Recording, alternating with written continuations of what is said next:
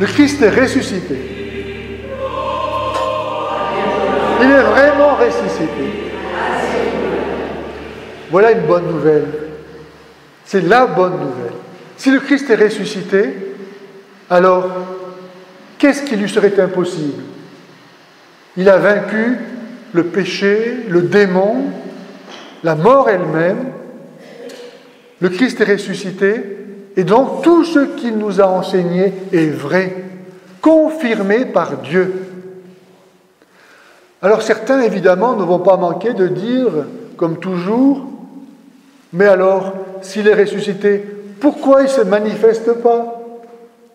Pourquoi il ne va pas voir tous ces gens qui ne croient pas en lui et se montrer à eux? Comme ça, tout le monde serait obligé de croire. Eh bien non. Pourquoi? Parce que pour reconnaître Jésus, il faut d'abord l'avoir connu. Si on ne connaît pas Jésus, d'une connaissance personnelle, intime, ça ne servirait à rien de le voir ressuscité. On s'en moquerait, on continuerait à le mépriser, à le rejeter. Et d'ailleurs, c'est ce qui est arrivé. Rappelez-vous, au tombeau, les gardes ont vu ce qui s'est passé et ils sont allés le rapporter aux grands prêtres qui ont dit, tenez, prenez de l'argent, dites que ce sont ces disciples qui sont venus prendre le corps, nous-mêmes nous allons arranger ça avec le gouverneur pour qu'il n'y ait pas d'histoire. Il y a un tas de gens qui, pendant que Jésus était sur la terre, ont vu ces miracles. Ils ne sont pas convertis pour autant. Dieu ne peut pas nous forcer à l'aimer. Et si Jésus est Dieu, qu'est-ce qu'il y a d'impossible à ce qu'il ressuscite?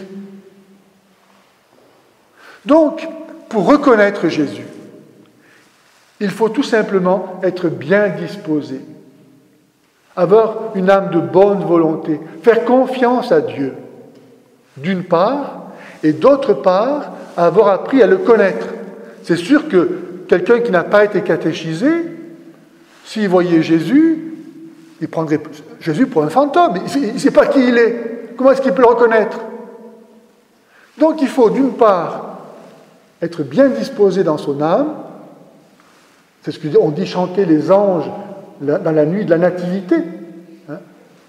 Paix aux hommes de bonne volonté. Et d'autre part, il faut avoir été évangélisé. Et c'est alors, et alors seulement que l'on peut rencontrer Jésus ressuscité, qui, je vous le signale, est là ce matin parmi vous, parmi nous. Vous l'avez vu ce matin? Vous le voyez à ce moment-là? Ah ben il est là pourtant.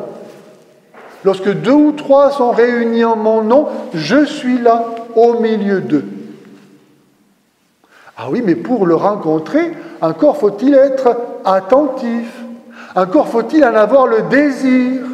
Vous pouvez vivre à côté de votre mari, de votre épouse, de vos enfants, de vos voisins, sans les voir. Pourquoi? Parce que vous pensez à autre chose, vous ne pensez pas à eux. Qu'ils soient là ou qu'ils ne soient pas là, c'est pareil. C'est pareil pour Jésus. On peut venir à la messe et ne pas le rencontrer. Avec quelle fin venons-nous à la messe? Qu'est-ce que nous venons y faire? Est-ce que vraiment nous croyons que Jésus, comme aux disciples d'Emmaüs, vient se donner à nous? Je suis le pain vivant descendu du ciel pour qu'on le mange et ne meure pas. Est-ce que nous avons faim de ce pain? Donc, c'est dans la mesure de notre foi que nous pouvons rencontrer le Christ ressuscité. Jésus ne se manifeste qu'à ceux qui le cherchent, à ceux qui sont bien disposés, à ceux qui veulent croire. Il ne peut pas s'imposer. L'amour ne s'impose pas. C'est ainsi que chacun reçoit à la mesure de sa foi et de ses mérites. Quelque part, Dieu veut nous donner le mérite de notre salut. Il ne veut pas nous sauver d'un coup de baguette magique, comme il nous a créés, sans nous. Là, pour nous sauver, il veut que nous voulions être sauvés. Donc il y a un travail à faire, le travail de la foi, un combat contre le démon qui fait tout. Le démon, on ne le voit pas non plus. Et pourtant, ses œuvres témoignent bien de son existence et de son action. Donc le salut que Jésus nous a mérité au prix de sa passion, nous en méritons à la mesure où nous faisons l'effort pour ça. Et Jésus lui-même nous a montré le chemin de la croix, le chemin de la passion. Si Jésus a suivi ce chemin pour faire la volonté de Dieu, à plus forte raison, nous-mêmes devons nous suivre ce chemin de la croix, du sacrifice, de l'amour jusqu'au bout, pour rencontrer Dieu. Il faut bien, dans la première lecture, nous avons entendu que Jésus délivrait du démon. Il est venu pour ça, pour délivrer l'humanité du pouvoir du démon. Le démon ne le voit pas. Et beaucoup de gens ne savent pas qu'ils sont engagés dans un combat spirituel contre le démon. Si on n'est pas conscient de ça, le démon, il fait ce qu'il veut avec nous. Il faut bien être conscient, comme Jésus, que nous avons un combat contre le démon. Vous vous rappelez, au désert, Jésus s'est battu contre le démon. À cause du démon, qui le premier a dit non à Dieu, c'était la plus belle de toutes les créatures, et il s'est dit, mais pourquoi lui il est Dieu et pas moi? Pourquoi lui il est Dieu et pas moi? Eh bien moi, finalement, je suis si intelligent, si puissant, que je peux très bien me passer de Dieu. Je vais être Dieu moi aussi. Dieu ne dépend de personne pour exister. Eh bien moi non plus, je dépendrai de personne. Et donc, il a tourné son dos à Dieu. Il a dit non à Dieu. Et en se détournant de Dieu, qui est la lumière, il a inventé les ténèbres. En tournant son dos à Dieu, qui est la vie, il a inventé la mort. En tournant son dos à Dieu, qui est la haine, qui est l'amour, il a inventé la haine. En tournant son dos à Dieu, qui est la vérité, il a inventé le mensonge. Autrement dit, tout ce qui est mauvais, ça n'existe pas. C'est simplement le refus de ce qui est. Quand le démon vient nous proposer quelque chose, il nous fait croire que choisir entre le bien et le mal, c'est équivalent. Comme choisir entre une glace à la vanille et une glace au chocolat. Tu choisis ça ou l'autre, peu importe, c'est équivalent. Ben non, si je prends le mal, non seulement j'ai rien, ça n'existe pas, mais je perds ce que je pourrais avoir. Donc j'ai perdu sur toute la ligne. J'ai tout perdu. À cause donc de ce péché, le premier péché du premier ange, Lucifer, qui a été introduit dans la création de Dieu, car encore une fois, Dieu qui est l'amour, il ne peut pas nous forcer, ni à croire en lui, ni à l'aimer. Vous ne pouvez pas me forcer à vous aimer, et moi je ne peux pas vous forcer à m'aimer, et Dieu c'est pareil. Donc Dieu nous a créés libres pour ça, pour qu'on puisse l'aimer. Et donc la contrepartie, c'est qu'on puisse dire non. Eh bien, Lucifer est venu instiller dans ces créatures spirituelles que nous sommes, à la jonction entre les créatures charnelles, matérielles, que sont les animaux, et puis les anges, qui sont de purs esprits. Nous, on est un mélange.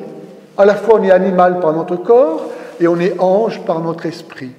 On a les deux. Et donc, il est venu instiller à Adam et Ève l'idée de se méfier de Dieu. Voilà, de se passer de Dieu, de prendre de ce fruit de l'arbre de la connaissance du bien et du mal. Autrement dit, de dire « Ah ben non, Dieu, maintenant c'est pas toi qui vas me dire ce qui est bien et ce qui est mal, c'est moi qui vais le décider. Je vais moi-même prendre de ce fruit. C'est moi qui vais dire ce qui est bien et ce qui est mal. » Voilà. Aujourd'hui, on va décider que l'avortement, ce n'est pas un mal. Par exemple, en 2010, en France, on a voté une loi qui a fait passer le délai légal d'avortement de 10 à 12 semaines. Jusque-là, c'était interdit d'avorter après 10 semaines. Pourquoi? Parce qu'on disait, c'est un être humain, on ne peut pas avorter. En 2010, on a dit, ah ben non, on peut aller jusqu'à 12 semaines. Autrement dit, celui qui était un être humain ne l'est plus. Voilà, c'est nous qui décidons la réalité. Mais Dieu a dit, mais si vous faites ça, vous allez tout casser. Dans ce monde que moi j'ai créé, il y a des lois. Ce n'est pas vous qui les avez mises. Si vous lancez une pierre en l'air et qu'elle vous tombe sur le crâne, il ne faudra pas vous étonner. C'est la loi de la gravitation, c'est comme ça. Et si vous dites, ah ben non, il n'y a pas de loi, c'est moi qui décide, ben, vous allez tout casser. Donc il y a eu dans la création de Dieu ce drame qui n'aurait jamais dû exister, du péché, qui a conduit toute la création à la mort. Eh bien Dieu, il savait, avant de créer le monde, que ça allait arriver. Et d'ailleurs, c'est un des arguments pour les athées, de dire « Dieu n'existe pas ». La preuve que Dieu n'existe pas, c'est qu'il y a du mal dans le monde. Et sans s'en rendre compte, ils montrent qu'ils croient en Dieu. Pourquoi? Parce qu'en disant ça, ils supposent nécessairement que Dieu est bon et que le mal est incompatible avec son être. Sans s'en rendre compte, ils professent qu'ils connaissent quelque chose de Dieu. En disant « Dieu n'existe pas, puisqu'il y a du mal dans le monde », ils affirment que Dieu est bon. Voilà. Eh bien, ce qui aurait donc jamais dû exister et qui est le péché, Dieu ne nous a pas abandonnés. S'il a permis que le péché existe, c'est parce qu'il savait qu'il aurait le dernier mot. Et ce dernier mot, c'est Jésus, mort et ressuscité. C'est-à-dire qu'il a mis dans la balance de la justice, pour faire contrepoids au péché qui a déséquilibré la création, quelque chose d'autre qui n'aurait jamais non plus dû exister et qui est la passion de notre Seigneur Jésus-Christ. Impossible que Dieu puisse mourir comme un pécheur. Eh bien, Jésus a accepté de prendre sur lui le poids de nos péchés, de dire à Dieu, le Père, Père, tiens-moi pour responsable du péché de chacun des hommes. Il a pris sur lui donc toute notre malédiction. Et donc il en est mort. Parce que la mort est la conséquence ultime du péché. Mais comme il n'aurait jamais dû mourir, parce qu'il était innocent, eh bien, Dieu l'a ressuscité. Et c'est comme ça que nous sommes sauvés.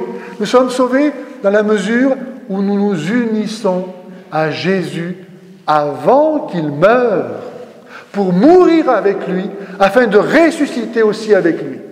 Et c'est ce que nous venons faire à la messe. Beaucoup de chrétiens n'ont pas remarqué ça. Jésus, lorsqu'il a donné son corps, il l'a donné avant de mourir. Le jeudi saint, quand les apôtres ont communié, Jésus n'était pas mort encore. Et nous ne communions pas à un pain différent de celui qu'ont reçu les apôtres. Nous communions nous aussi à chaque messe à Jésus avant qu'il meure. D'ailleurs, le prêtre, après avoir consacré, il dit « Prenez et buvez, ceci est mon sang qui va être versé pour vous et pour la multitude en rémission des péchés. » Qui va, qui ne l'est pas encore. Pour aller au ciel, il faut prendre le train avant qu'il parte. Et il part au Cénacle. Jésus s'est donné à ce moment-là, non seulement aux apôtres, mais à tous ses disciples jusqu'à la fin du monde. Et c'est pourquoi il a dit aux apôtres, faites cela en mémoire de moi. Pour que nous, aujourd'hui, nous puissions participer à la même grâce qu'ont reçu les apôtres, de recevoir Jésus avant qu'il meure, pour nous unir à lui, mourir avec lui, afin de pouvoir aussi ressusciter avec lui. Car seul le corps du Christ a connu ce destin de mourir et de ressusciter. Et c'est seulement si nous nous transformons en Jésus que nous pourrons aussi, en lui, ressuscités. Quand on mange quelque chose, ce qu'on mange, on ne peut plus le séparer de nous, ça devient nous. Et donc quand nous communions au corps du Christ, nous devenons nous-mêmes le corps du Christ. Nous sommes le Christ. Alors, Jésus, il est là ou il n'est pas là? Le Christ est ressuscité. Alléluia.